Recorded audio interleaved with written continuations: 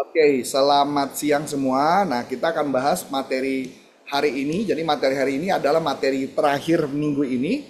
Kalau boleh nanti nextnya mungkin sekitar tanggal 29 kalau boleh ya. 29 dan 30.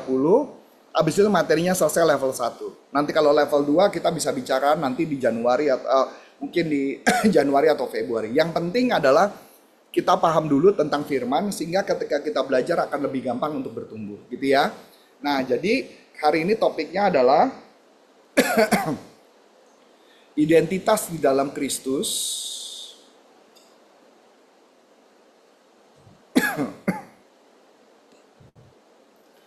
Ya, identitas dalam Kristus, dan topik identitas dalam Kristus di topik kali ini pemuritan ini adalah bukan satu materi tapi ada dua materi. Jadi ada identitas dalam Kristus satu dan ada identitas Kristus dua. Jadi makanya saya langsung gabungkan menjadi satu supaya teman-teman langsung memahaminya. Jadi materi gampang, nanti tinggal tanya jawabnya jadi lebih gampang ya. Jadi saya jadikan menjadi satu.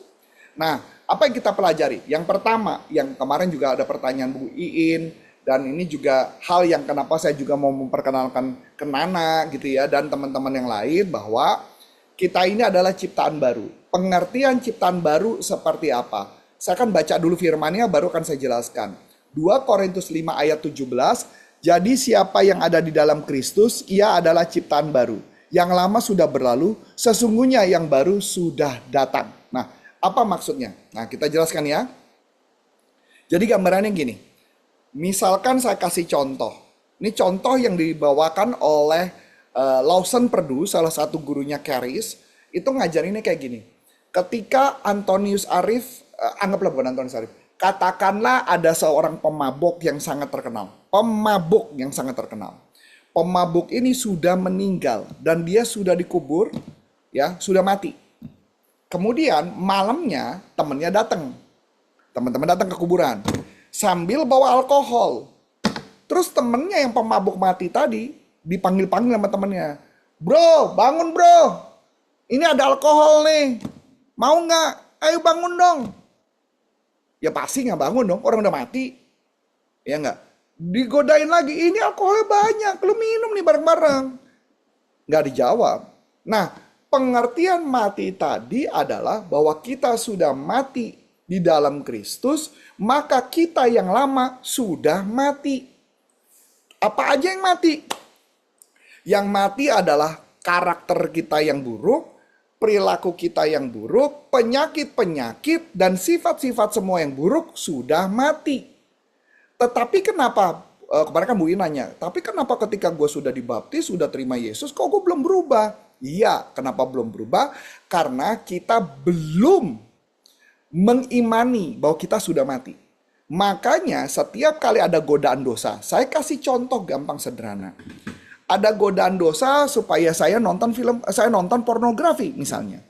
Saya ingat diri saya, enggak, saya sudah mati, saya ciptaan yang baru. Maka setiap godaan datang saya bilang, enggak, saya udah ciptaan yang baru, saya yang lama udah mati. Maka saya tidak tergoda untuk hal itu. Ketika saya terjadi pertengkaran dengan pasangan saya bilang saya yang lama sudah mati. Ini Arif yang baru.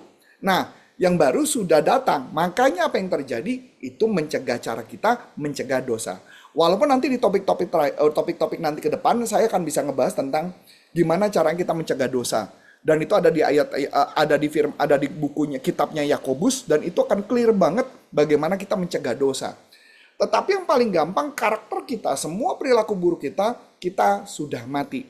Maka oleh sebab itu, kita harus bagaimana caranya supaya kita hidup gitu ya bersama Yesus. Dan yang menariknya, di dalam 2 Korintus 5 ayat 17, ada kata di dalam Kristus. Pengertian di dalam Kristus artinya itu sama seperti yang kemarin saya memberikan satu ilustrasi gelas. Jadi ilustrasi gelas, saya di dalam gelas itu. Berarti saya di dalam Kristus. Jadi selama saya di dalam Kristus, saya sudah mati. Berarti saya melihat dari kacamata Kristus. Dan menariknya, di dalam Kristus, itu ditulis di dalam Alkitab, ya, itu ada 300 kata di dalam Kristus. Khususnya perjanjian baru.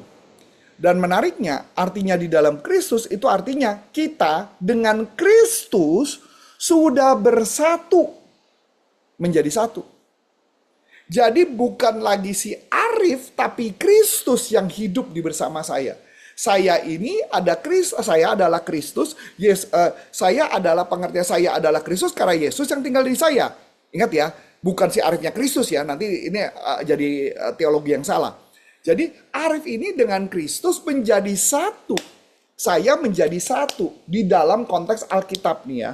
Jadi kita memahaminya, setiap kita mau melakukan dosa, kita mengatakan, enggak, saya udah mati, saya di dalam Kristus. Kalau ada orang sakit, udah langsung kita doain, karena kita di dalam Kristus. Itu yang saya pegang, itu yang saya jalani. Itu pengertian di dalam Kristus. Kita menjadi satu dengan Kristus. Karena tubuh kita adalah bait Allah. Bukan berarti sebelum menjadi ciptaan baru, kalau kita gemuk, kita jadi kurus. Tidak. Tapi yang berubah adalah identitas kita. Identitas kita adalah kita ini anak Allah. Identitas kita adalah kita ciptaan baru. Yang lama sudah mati. Itu dulu yang paling gambaran. Ya. Nah, ini yang menarik berikutnya.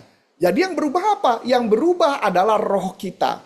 1 Tesalonika 5 ayat 23. Semoga Allah damai sejahtera menguduskan kamu seluruhnya. Dan semoga roh, jiwa, dan tubuhmu terpelihara sempurna dengan tak bercacat pada kedatangan Yesus Kristus Tuhan kita.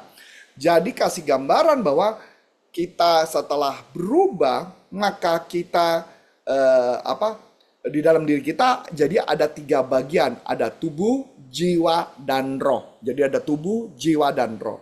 Saya kasih gambaran yang paling gampang mengenai tubuh, jiwa, dan roh. Ya. Gampangnya gini gambarannya. Tubuh, jiwa, dan roh. Ya. Jadi kalau misalkan saya ambil contoh. Ini adalah jiwa. Gitu ya. Jiwa itu apa? Jiwa itu perasaan. Jiwa itu adalah pikiran. Ya, jiwa, perasaan, dan pikiran. Kemudian tubuh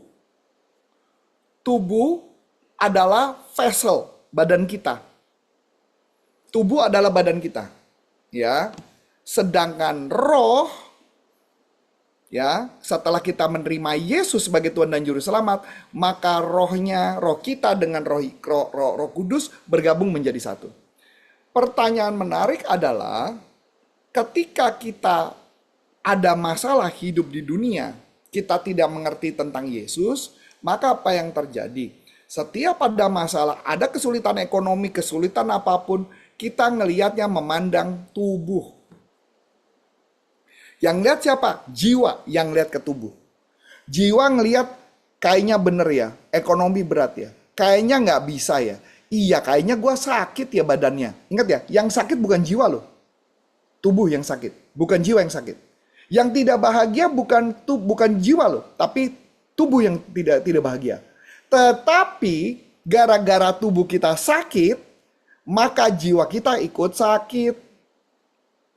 Ketika kita tidak bahagia tubuhnya, maka jiwa kita menjadi tidak bahagia.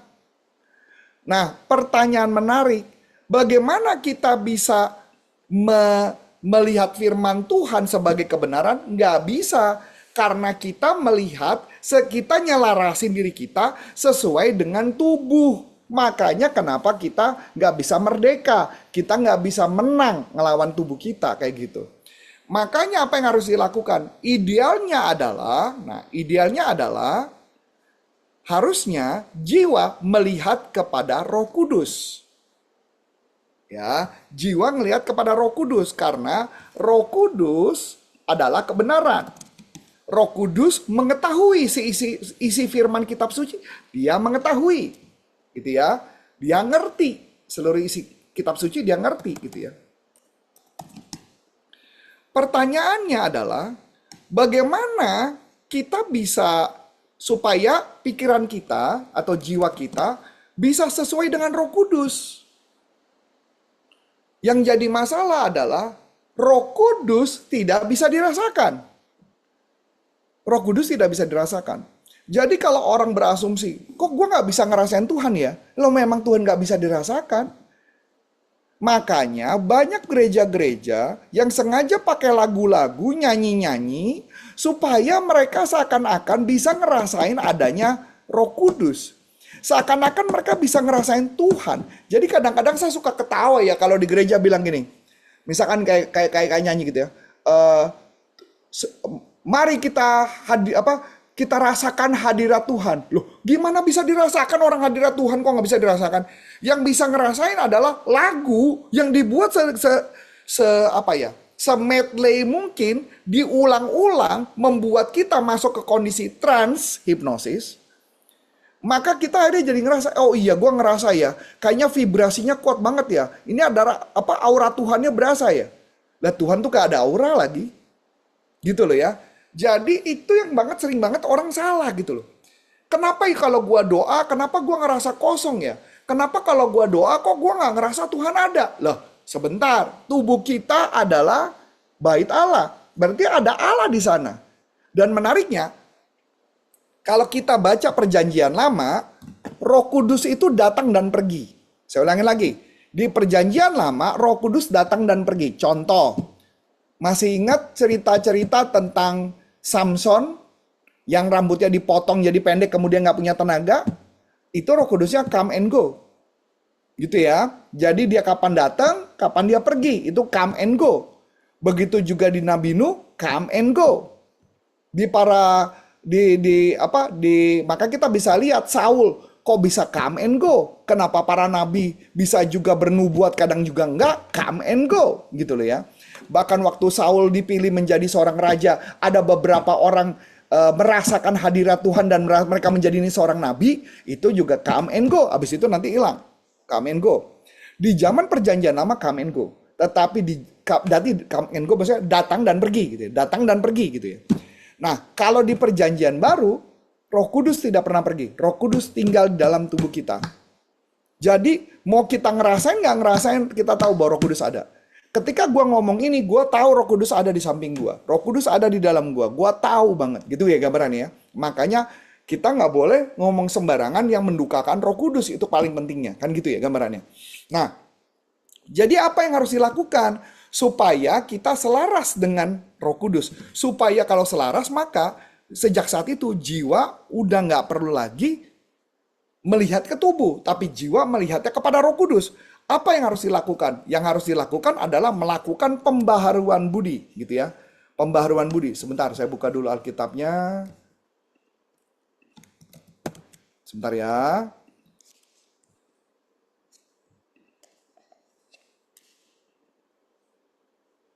Nah, ini dia. Roma 12 ayat 2. Ini adalah kata kuncinya. Kenapa kita selama ini tidak bisa selaras? Kenapa kita nggak selaras dengan Roh Kudus? Karena kita tidak melakukan Roma 12 ayat 2. Janganlah kamu menjadi serupa dengan dunia ini, tetapi berubahlah oleh pembaharuan budimu. Sehingga kamu dapat membedakan mana kehendak Allah, apa yang baik dan yang berkenan kepada Allah dan yang sempurna. Jadi kita diminta janganlah menjadi serupa dengan dunia ini.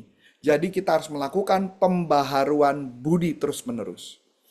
Kalau kita nggak pernah baca firman, nggak pernah melakukan pembaruan budi, bagaimana caranya kita akhirnya sadar yang benar itu adalah firman Allah gitu. Kita nggak sadar. Maka yang terjadi adalah setiap kali kita ada masalah dalam kehidupan, ya kayak tadi itu. Kita ngeliatnya ke tubuh, bukan kita melihat ke Roh Kudus, kebenaran. Gitu ya. Kalau kita sudah ngeliat kebenaran, jadi misalkan contoh nih, Bro Franz bingung nih, kenapa ya, kayaknya ekonomi sulit ya?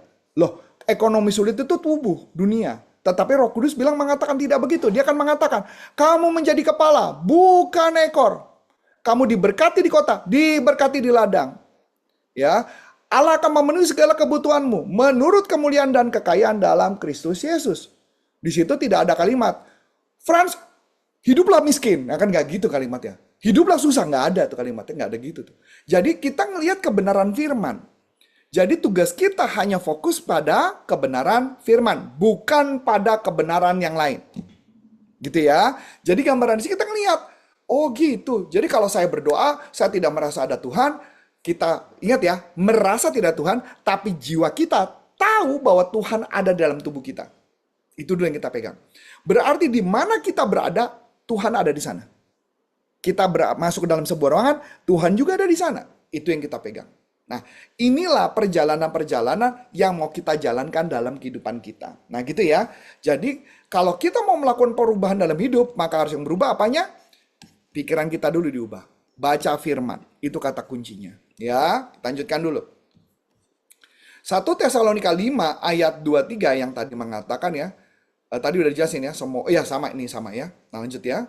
Nah, Efesus 2 ayat 1 sampai 5. Apa maksudnya mati rohani? Ya, kamu dahulu sudah mati karena pelanggaran-pelanggaran dan dosa-dosamu. Ini dijelasin lagi nih sama Paulus. Arif, lu tuh udah mati. Arif yang dulu udah mati. Yang pelanggaran-pelanggaran dosamu itu udah mati. Kamu hidup di dalamnya. Dulu, bukan sekarang. Dulu kamu hidup dalam dosa. Karena kamu mengikuti jalan dunia ini. Karena kamu mentaati penguasa kerajaan angkasa, yaitu roh yang sekarang sedang bekerja di antara orang durhaka. Siapa dia? Setan, iblis, itu di sana. Dulu gua ngikut apa kata dunia. Gua ikut katanya Mamon, gitu loh ya. Gua ikut memuaskan hasrat nafsu gua dan sebagainya, gitu ya. Itu dulu gua tuh. Nah, berikut ayat 3. Sebenarnya dahulu kami semua juga terhitung di antara mereka. Berarti dulu kita CS, gue juga sama, gue juga punya dosa, gue juga punya problem dulu tuh. Ya, ketika kami hidup di dalam hawa nafsu daging dan menuruti kehendak daging dan pikiran kami yang jahat. Dulu ya, bukan sekarang gitu ya. Pada dasarnya kami adalah orang-orang yang harus dimurkai sama seperti yang lain. Tetapi Allah yang kaya dengan rahmat, oleh karena kasih-Nya yang besar yang dilimpahkannya kepada kita, telah menghidupkan kita bersama-sama dengan Kristus. Sekalipun kita telah mati oleh kesalahan kita, oleh kasih karunia kamu diselamatkan. Berarti kita jadi ciptaan baru, udah hidup baru. Kita mati secara rohani. Nah, sejak saat itu, makanya setiap kali kita dapat tantangan dalam hidup, jangan buru-buru semua mikirin ini cara solusinya apa ya. No, saya tidak menganjurkan itu. Cara yang paling benar adalah ketika ada problem yang harus Anda lakukan, duduk diam, berdoa. Berdoa dulu. Kemudian setelah berdoa Anda nanya, bilang sama Bapak, Bapak, saya percaya Engkau akan memberikan hikmat kepada saya melalui Roh Kudus-Mu, sehingga saya bisa tahu apa yang harus saya lakukan. Saya percaya Bapak bimbingan-Mu. Amin. Kemudian ambil kertas, mulai mikir. Jadi gitu ya, konteksnya jangan dibalik. Jangan kita begitu ada masalah, aduh ada masalah. Menurut lo gimana? Enggak, itu enggak benar. Kita bertanya ke dunia lagi. Ya, jadi kita berdoa, kita tanya sama Tuhan. Pertanyaan menarik. Apa yang membedakan Antonius Arif sama orang-orang yang tidak pernah belajar ilmu pengetahuan berkaitan tentang penjualan, tidak pernah tidak mengetahui tentang ilmu-ilmu hipnoterapi, neurolinguistic programming, leadership, dan ilmu bisnis? Bedanya cuma satu. Bedanya adalah saya punya pengetahuan itu, maka ketika saya berdoa, Roh Kudus akan leluasa menggunakan saya. Dia akan menjelaskan saya melalui apa yang pernah saya pelajari. Kalau orang yang tidak pernah belajar, apa yang bakal terjadi? Maka Roh Kudus akan setengah mati ngasih taunya dia. Ya, kadang-kadang Roh Kudus malah nyuruh gini, udah kamu ketemuin si ini, ketemuin aja itu. Nah kayak gitu ya. Jadi makanya kenapa ilmu pengetahuan itu merupakan hal penting yang bisa digunakan oleh Roh Kudus untuk menyadarkan kita. Begitu juga Roh Kudus nggak mungkin bisa sekonyong-konyong munculkan firman kalau Anda sendiri nggak pernah baca firman. Nggak mungkin muncul. Bagaimana caranya muncul? Gitu ya. Lanjut. Nah jadi bagaimana apa yang harus kita lakukan? Kita menerima Roh Kristus. Supaya masuk ke dalam kerajaan. Nah, Yohanes 5 ayat 5 jawab Yesus. Yohanes 3 ayat 5. Jawab Yesus, aku berkata kepadamu, sesungguhnya jika seseorang tidak dilahirkan dari air dan roh, ia tidak dapat masuk dalam kerajaan Allah. Oke. Jadi Galatia 4 ayat 6. Menerima Roh Kristus, dan karena kamu adalah anak, maka Allah telah menyuruh roh anaknya di dalam hati kita. Ingat ya, menyuruh ya roh anaknya di dalam kita yang berseru ya Aba ya Bapa. Sejak saat itu Anda menjadi anak Allah. Cuman bedanya A-nya nggak gede, A-nya A kecil gitu ya. A-nya Allah besar gitu ya. Jadi maka kita bisa manggil Bapak. Saya makanya kalau ditanya, saya lebih banyak manggil Bapak, Allah Bapak. Saya kebanyakan manggil Bapak. Jadi itu identitas saya yang saya lakukan. Kalau orang kan mengatakan gitu ya. Jadi mereka mengatakan Tuhan Allah. Ya silakan. Kalau panggil Tuhan Allah kan kayak saya manggil Bapak saya adalah eh, saya manggil Bapak saya adalah Tuan Ayah, kan lucu ya, kan aneh ya. Kan Bapak juga mau lu manggil gua Bapak aja gitu kan. Sama kayak misalkan contoh deh gitu ya. Saya kalau dengan orang yang sudah sangat dekat bahkan gitu ya, udah deket banget apalagi ada koneksi bisnis dan sebagainya, saya bilang kadang-kadang saya ngomong kayak Agatha gitu. Saya deket banget sama Agatha. Saya bilang, "Tak, lu nggak boleh manggil gua coach ya. Lu manggil gua nama." Nah, kenapa? Karena menurut saya aneh aja lu manggil gua coach gitu kan. Coach itu adalah profesi gua. Jadi lu manggil gua karena kita udah deket tuh manggil nama aja. Nah kayak gitu tuh. Jadi kalau kita udah deket sama Bapak, kenapa lu nggak manggil Bapak? Bukan manggilnya Tuhan Allah, tapi Bapak. Bapak gua, ini Bapak gua. Bahkan, ini yang saking keren ya, ada satu teman kita Nelly, itu sampai dia bilang gini, itu Bapak gua, Bapak gua. Jadi dia selalu ngomong Bapak gua. Dia ngomongnya pakai gua loh, bukan Bapak saya, Bapak gua gitu kan. Itu terserah. Setiap dari kita bisa lakukan itu. Bahkan saya pernah berpikir juga bahwa Bapak itu seakan-akan punya dompet. Di dalam dompetnya itu ada foto saya. Biasa kalau seorang ayah menyimpan foto anak-anaknya, itu berarti adalah anak yang disayangi. Dan saya percaya Allah Bapak, di dalam dompetnya Allah Bapak itu ada foto saya. Yang artinya Bapak sayang banget sama Arif. Gitu ya. Nah, gambarnya kayak gitu. Nah, jadi kita sudah dirubahkan. Roh kita sudah dirubahkan. Apa yang belum dirubah? Di dalam konsep Kristen, gitu, dalam konsep Kristen, ada istilah namanya sanctification. Atau dipurification gitu ya. Jadi pada saat kita dibaptis, atau pada saat kita, bukan dibaptis ya, saat kita menerima Yesus sebagai Tuhan dan Juru Selamat, pada saat itu Roh Kudus sudah ada dalam kita. Yang suci adalah roh kita yang suci. Yang belum suci apa? Yang belum suci adalah tubuh kita belum suci, jiwa kita belum suci. Maka kita harus disucikan. Cara sucikannya gimana? Bukan dibaptis ulang, bukan. Tapi kita belajar firman. Kita makin disucikan. Jadi makanya kenapa dalam firman ada yang mengatakan umatku binasa karena yang nggak tahu, karena kita nggak ngerti. Banyak yang mati, yang binasa, yang nggak sia-sia karena nggak pernah belajar, gitu loh ya. Jadi makanya kita menjadi anak Allah saat itu kita disucikan jiwa kita disucikan maka apa yang terjadi? Tubuh kita jadi suci nantinya, gitu ya. Jadi kalau Anda berharap apakah tubuh kita bisa jadi suci, coach? Bisa, selama Anda baca firman terus-menerus, direnungkan firmannya, maka jiwa Anda dibarui, jiwa Anda sesuai dengan firmannya, maka jiwa Anda akan sesuai dengan tubuhnya. Pertanyaan menarik, bukankah banyak pendeta yang jago banget teologinya, tetapi dia tidak sesuai dengan apa yang dikatakan dan diomongin? Banyak banget. Makanya kenapa mereka tidak selaras dengan firman kan? Mereka tidak selaras dengan firman dan tidak selaras. Jadi mereka cuma jago teologi tapi tidak menghidupi itu. Mereka tidak menjalankan itu. Ketika ada masalah dalam hidup, dia menganggap ini bagian dari pencobaan. Nah, kan lucu.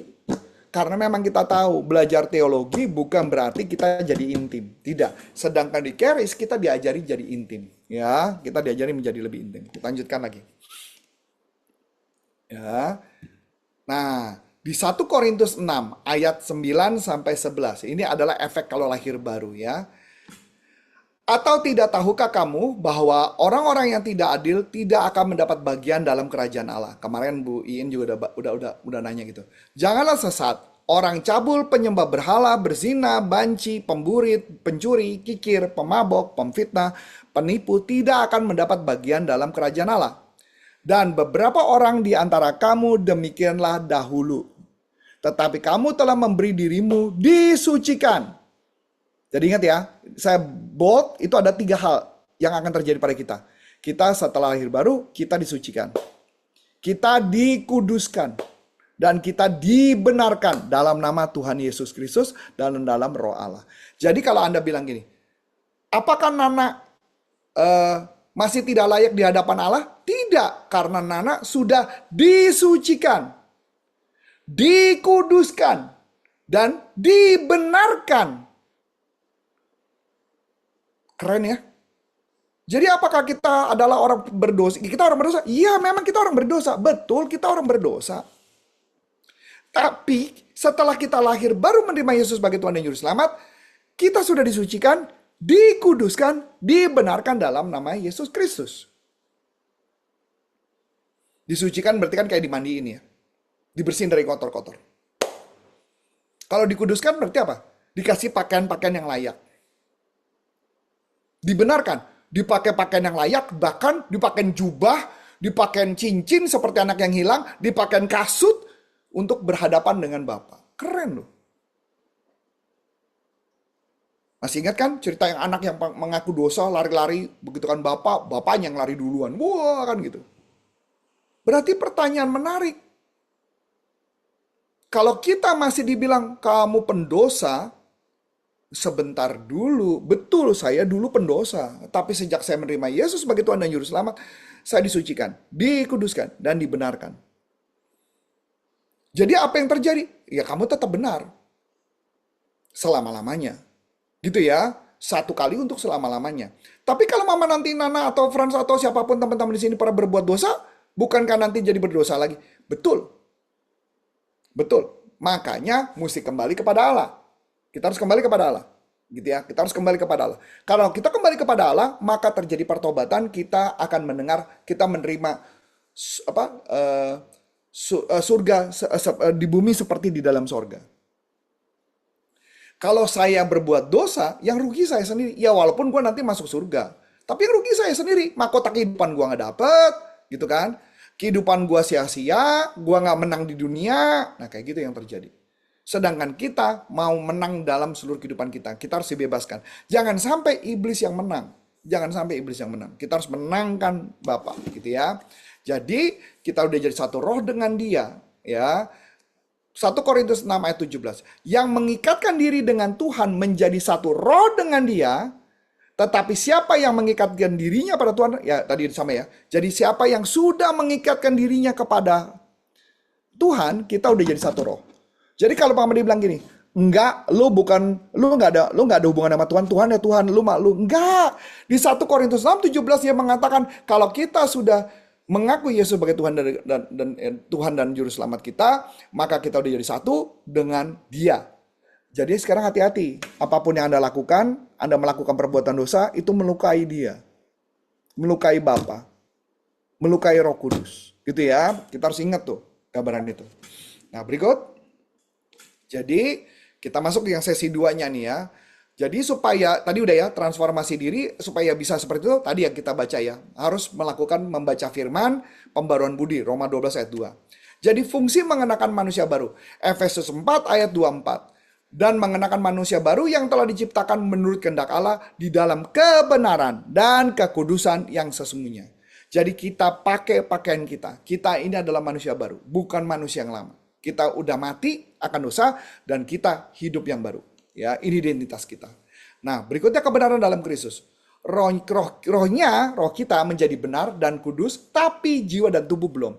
Jadi apa yang harus dilakukan? Melakukan pembaruan budi, baca firman. Ya, ada 2 jenis kebenaran. Yang pertama kebenaran diri melalui tindakan kita, seakan-akan kita bisa selamat tanpa Yesus. Kebenaran 2 adalah hubungan kita dengan Tuhan.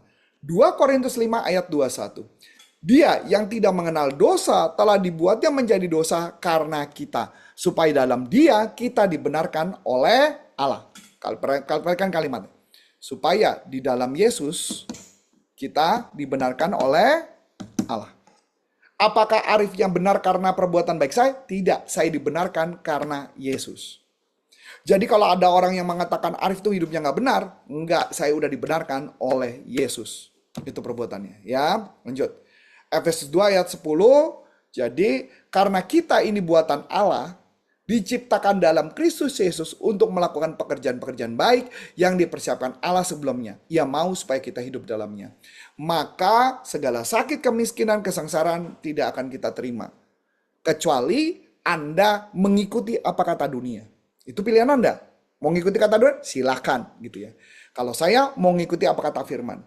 Itu yang firman ngomong, itu yang saya pegang. Efesus 1 ayat 13. Di dalam Dia kamu juga, karena kamu telah mendengar firman kebenaran, yaitu Injil keselamatan. Di dalam Dia kamu juga, ketika kamu percaya dimeteraikan dengan Roh Kudus yang dijanjikannya itu.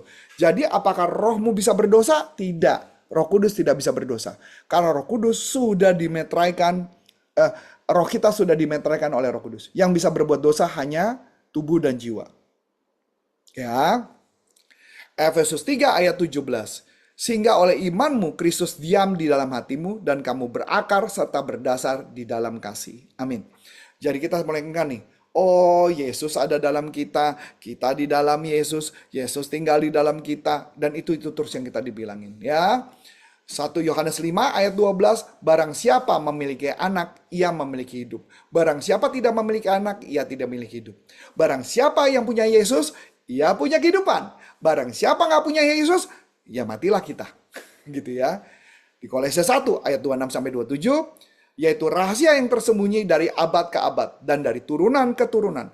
Tapi yang sekarang dinyatakan kepada orang-orang kudusnya. Kepada mereka Allah mau memberitahukan betapa kaya dan mulianya rahasia itu di antara bangsa-bangsa lain. Yaitu Kristus ada di tengah-tengah kamu. Kristus yang adalah pengharapan akan kemuliaan. Di Kristus ada di tengah-tengah kamu, kalau dibaca bahasa aslinya, Kristus inside you. Kristus ada di dalam kamu. Ya, 2 Korintus 5 ayat 21. Dia yang tidak mengenal, tadi udah ya, dia yang tidak mengenal dibuat jadi dosa ya. Nah kita lanjutkan. Efesus 1 ayat 4. Sebab di dalam Dia Allah telah memilih kita sebelum dunia dijadikan. Supaya kita kudus dan tak bercacat di hadapannya. Jadi waktu dari awal tuh kita dilahirkan, Allah tuh sudah punya rencana sama hidup kita. Kita tuh udah punya planning. Ya kebetulan mungkin kayak contoh, nama Frans asuransi. Itu Tuhan punya maksud, punya misi. Supaya apa? Supaya orang ketika nanti menghadapi sesuatu, tantangan sesuatu apapun, mereka tercover. Ya. Tuhan tuh sayang sama kita. Jadi setiap dari kita tuh ada tugasnya masing-masing. Begitu juga saya, begitu juga dengan orang lain. Kan gitu ya. Efesus 1 ayat 6. Supaya terpujilah kasih karunia-Nya yang mulia. Yang dikaruniakannya kepada kita di dalam Dia yang dikasihinya. Jadi apa pembelajaran yang mau saya bawa di hari ini? Saya cuma mau kasih gambaran bahwa Yesus tinggal di dalam kita. Ya, Yesus tinggal dalam kita. Kebenarannya kita sudah disucikan, dikuduskan. Dan dibenarkan di hadapan Allah, maka hari ini Anda harus dengan pede dan berani mengatakan bahwa siapapun yang muda bilang mengatakan, enggak, saya sudah dikuduskan, saya sudah disucikan, dikuduskan, dibenarkan di hadapan Allah. Saya sudah jadi ciptaan yang baru, yang lama si Arif udah mati. Saya nggak lagi berbuat dosa karena saya dibenarkan di hadapan Allah. Itu yang harus Anda katakan. Ya, jangan sampai ketika ada problem dalam kehidupan, fokus kepada Roh Kudusmu. Apa yang dikatakan oleh Roh Kudusmu, baca firman, di sana kita dapat pembaruan kehidupan kita. Amin.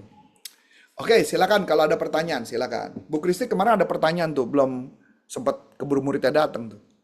Hari ini ada murid Bu Kristi? Ada coach, tapi belum datang karena Belum hujan. datang. Kemarin mau nanya apa? Sekalian aja Bu.